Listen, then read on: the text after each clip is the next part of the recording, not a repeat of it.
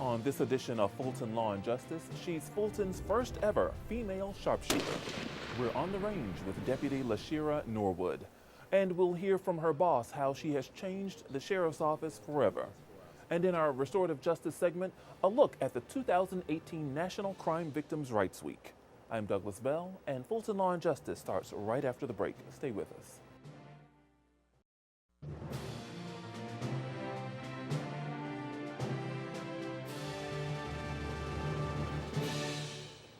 Welcome to Fulton Law and Justice, your inside look at the work of Fulton's justice partners. We begin with a historic first for the Fulton County Sheriff's Office. Fulton's sharpest shooter becomes the first female sniper and SWAT operator. We're talking about Deputy LASHIRA Norwood, who has proved to be the best of the best in her class. Before we meet the deputy, let's talk to Lieutenant Colonel Sean Jones, commander of the Fulton County Sheriff's Office Law Enforcement Division, who is excited that she is on his team. Colonel, welcome. Thank you for having me. Colonel Jones, tell us why it's so critical to have someone with Deputy Norwood's skills on your team. Well, there's really multiple reasons for that. You never know when you're going to have an active shooter situation in the county, and we need to be prepared to respond to that. We have a lot of personal protection details that take place throughout the county and throughout the year, and some of those encounters could have potential individuals who want to cause harm to members of the public. How will you utilize her skills as a sniper? Well, again, anytime there's a personal protection detail, march, parade, president coming to town, situations of that nature, hostage situations, she will be activated during those times. I can tell you are very proud of Deputy Norwood. Tell us about why she is such a special asset to your team. Well, number one, she's a female. She's the first female to do this for our SWAT team. So, we're happy about that as a sheriff's agency. And just having that skill set, being prepared in the event of that emergency, she has the capability of helping us to resolve that really quickly. Are you recruiting? Yeah, we have a recruitment coming up in June of this year. We have other female candidates that have put in to become members of the SWAT team. You have to be a SWAT team member first before you can move to the sniper team. But we do have other females who are trying out to become SWAT team members. How does Deputy Norwood's rise to sniper fit in with your plans as commander of the Law Enforcement Division? Well, great question. I really want giving everybody an opportunity to excel, whether you're male, female, regardless of who you are. Having a very diverse force is what we really seek to achieve. Final thoughts, Colonel? Yeah, absolutely. I think she's going to be a huge asset for the county. She's smart, she's very intelligent. I feel that when she's called upon to perform her job, she's going to be able to do it and do it to represent the county in a great way. Lieutenant Colonel Jones with the Fulton County Sheriff's Department, thank you for joining us. And thank you for having me. And when we come back, we will meet Fulton's first female sharpshooter.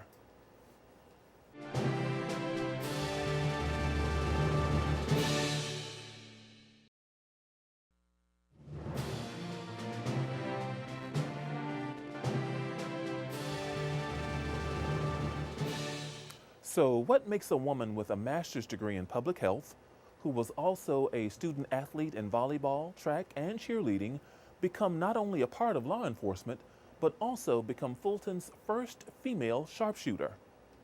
We'll ask her. Deputy LASHIRA Norwood holds all of these distinctions. Deputy, welcome to Fulton Law and Justice. Thank you for having me. Tell us, how did you become interested in being a sniper? Once I first got on the SWAT team, I draw interest to shooting guns. So my sergeant, Fair, he kind of introduced me to the sniper rifle. Once I shot it the first time, I loved it. So I continued to practice, and that's how it got me here.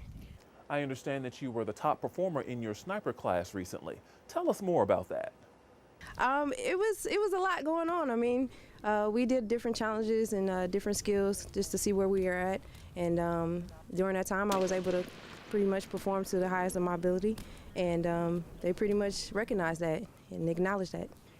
How do you maintain your focus, or how do you prepare for training or an assignment? Constantly train. Only on my days off, or anytime I have some practice time or even free time, I'm here at the range.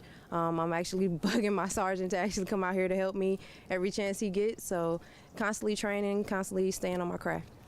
What's it like being the only woman on the sheriff's SWAT team?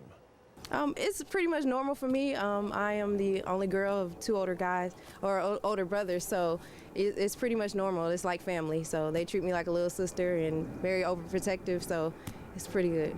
Why is this achievement important to you? It's definitely important. I'm able to be a role model for women, women and young women at that. They're able to see something different than what they see on TV. They're able to see somebody that works hard, that's dedicated, and that's focused. I'm not going outside the box to be known. I actually worked hard, and that's something that they can follow and be happy to follow. What do you say to other women or young girls to dispel the myths of being able to serve in this kind of role? Don't fall into the stereotype of women is stuck in a box. We are created to stand out. We are created to be challenged every day and to work to the best of our potential. It's only up to us to actually dig deep inside and bring that out. If you can, stay focused on yourself and continue to work hard, then other people will see that too. Deputy Norwood, you are an inspiration. Thanks for joining us. Thank you for having me. We'll be right back with a look at National Crime Victims' Rights Week.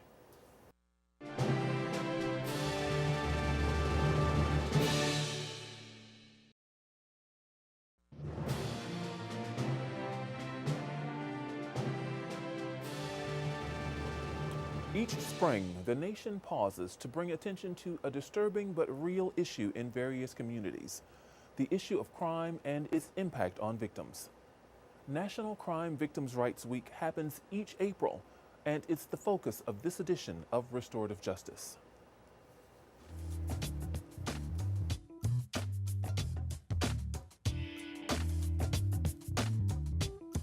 Welcome back to Restorative Justice. I'm your Solicitor General, Keith Gamage.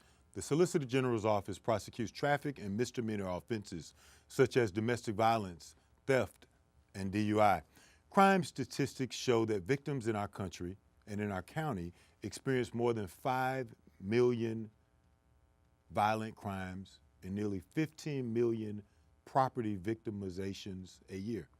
Part of our mission is to provide smart, fair, and restorative justice to Fulton citizens while protecting our public. Each April, we celebrate National Crime Victims' Rights Week.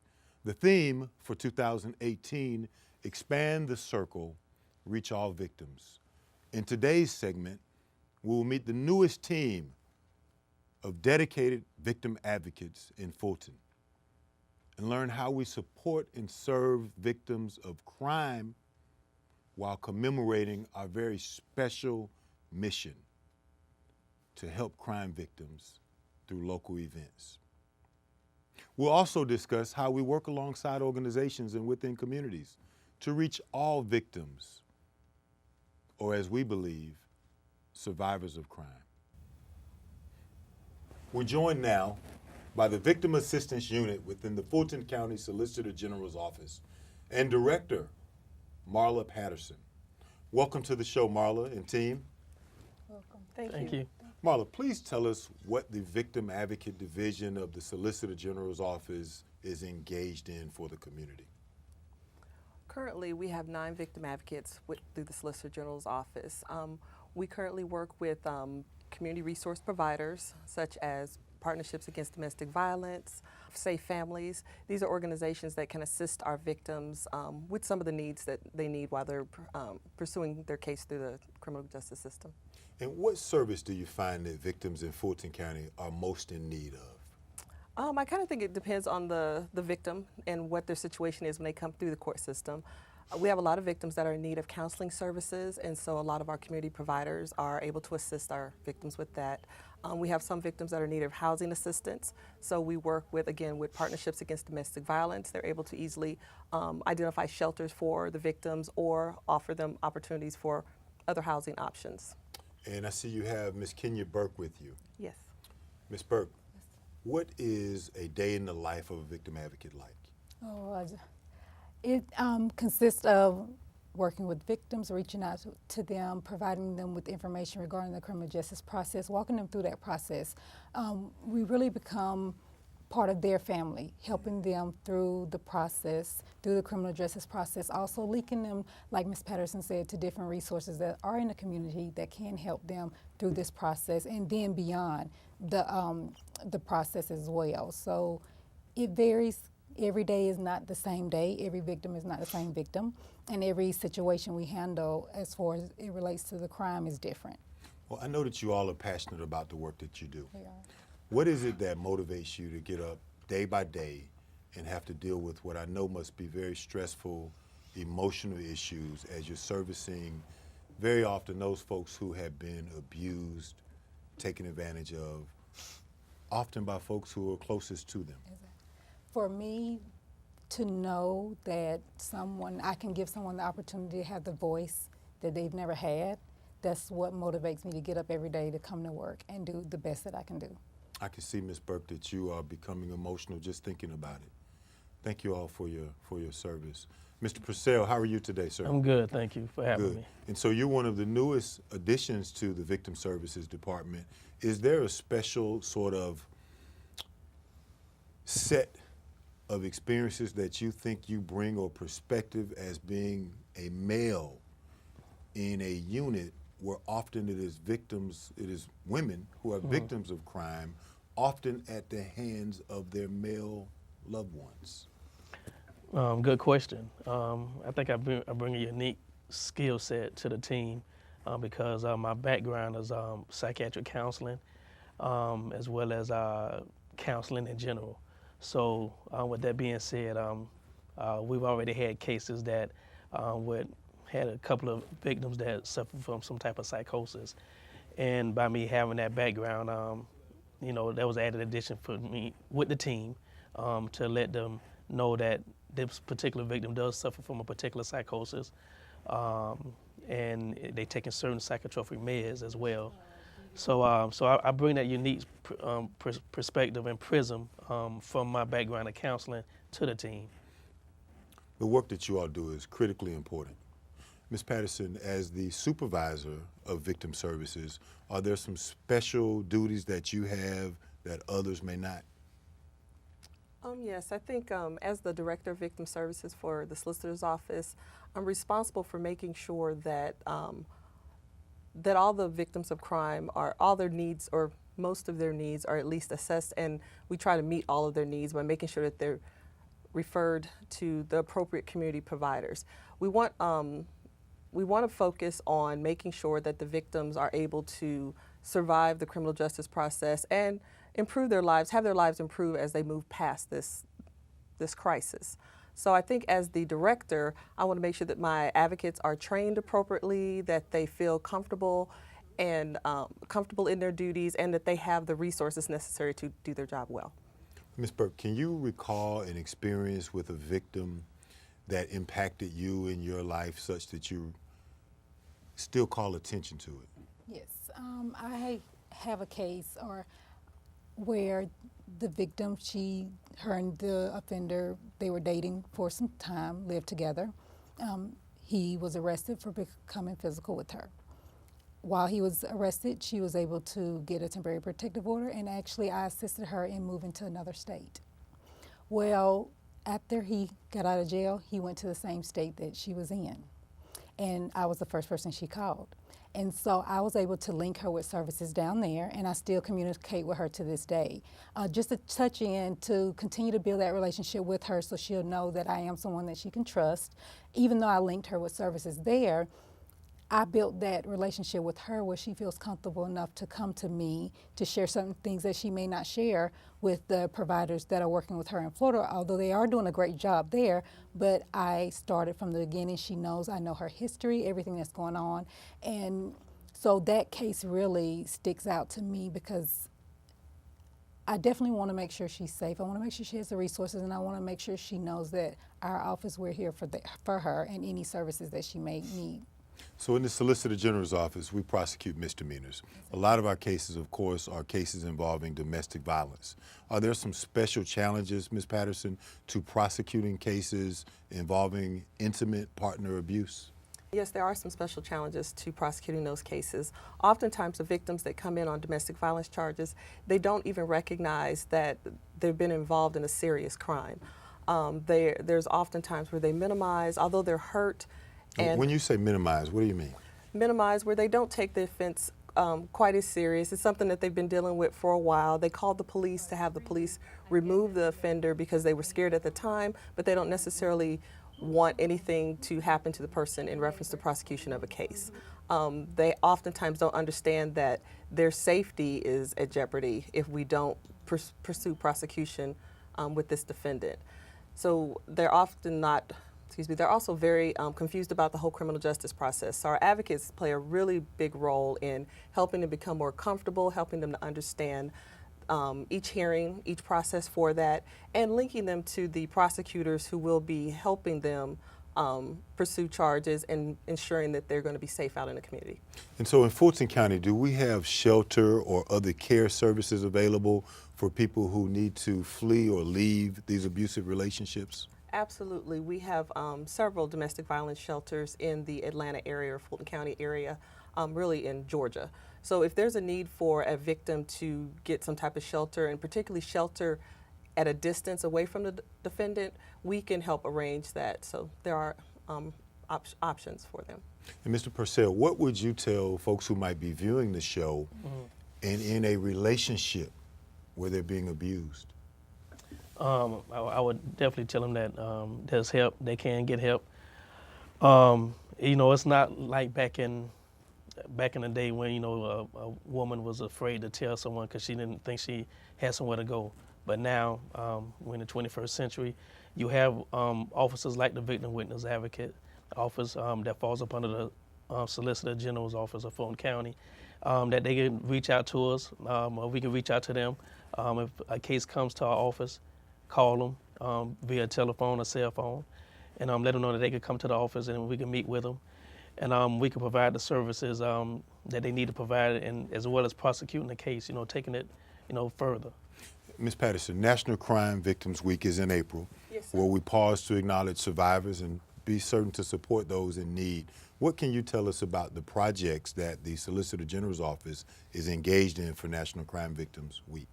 Setting up informational tables and having advocates on site so that people can ask us questions in reference to what type of rights the victims of crimes have, what type of services the Solicitor's Office can offer, and what type of resources are out in the community. We work in partnership with the DA's office and with the U.S. Attorney's Office, and we've established a walk and a balloon release event, symbolic of our efforts to reach all victims. Again, we want to honor the theme of expand the circle, reach all victims, and our balloon release event symbolize our outreach to all victims of crime.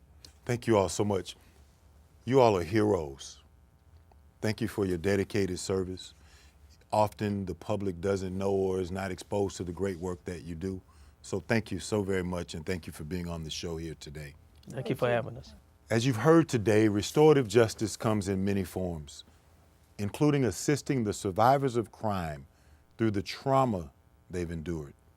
It is through the help of national and local organizations and advocacy groups, as well as the survivors themselves, that help to train and empower victim advocates to be a soothing, helpful voice during rough times. As we close, we invite you to join us on our website and social media. Be sure to sign up to receive the Gamage Report, our quarterly newsletter. For Restorative Justice, I'm Solicitor General Keith Gamage. Until next time, please be safe.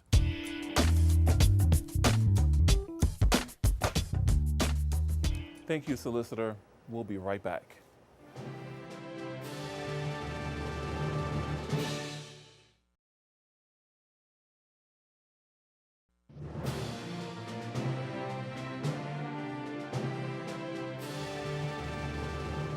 Fulton County has committed itself to serving its residents in 6 priority areas. The strategic goal for Fulton's Justice Partners is making sure that all people are safe. On Fulton Law and Justice, we show you how Fulton's law enforcement and justice partners are doing that every day in how they serve and in the programs they provide to enhance the lives of all people, young and old. Well, we hope you've enjoyed this edition of Fulton Law and Justice. I'm Douglas Bell. We'll see you next time.